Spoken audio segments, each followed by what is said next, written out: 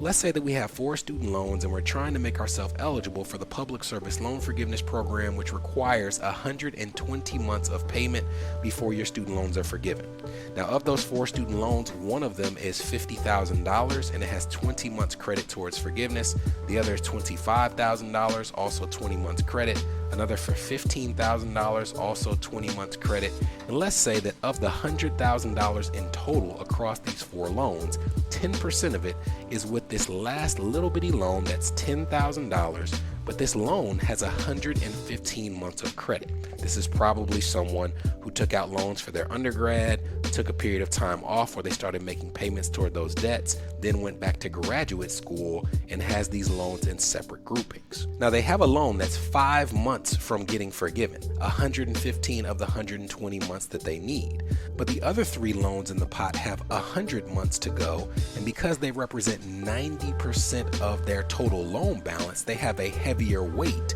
than that smaller student loan. So when we find the weighted average of these debts, you would find that even though one of these loans is 5 months from being forgiven, if they were to consolidate, the weighted average would give their new loan just under 30 months credit towards public service loan forgiveness. It has drawn that balance much closer to the loans with the heavier weight. So after the waiver expires, if you were to consolidate your loans, the good thing is that you're not going to lose all your credit. At least you're not starting at zero. But the bad news is that if you have a loan like this small one in the bunch, you missed out on an opportunity to get all of your loans much closer to forgiveness because of the weight of those debts. Now, lastly, how is it working now? I wanted you to understand weighted average so that you can understand just how powerful what I'm about to say is towards your student loan history.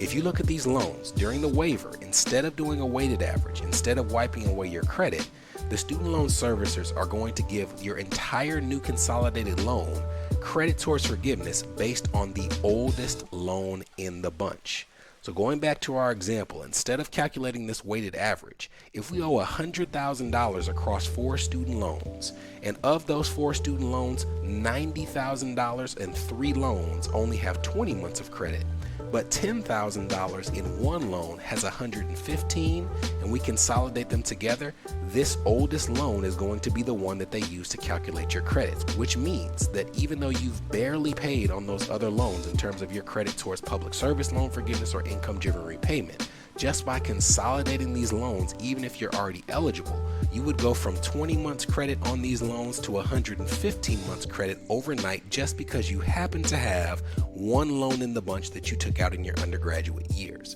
This is a huge deal that has been the linchpin for many of the people that we're seeing having their student loans forgiven in scenarios that they thought were just absolutely outrageous. So if you find yourself in this scenario and you do have loans that are grouped many years apart, even if they are already eligible for public service loan forgiveness or the income-driven repayment plan waiver, it's worth considering doing a consolidation so that you can put yourself in that number where you're getting that advanced credit based on an amount that doesn't seem reasonable but just happens to be a circumstance of how these current rules are being enacted.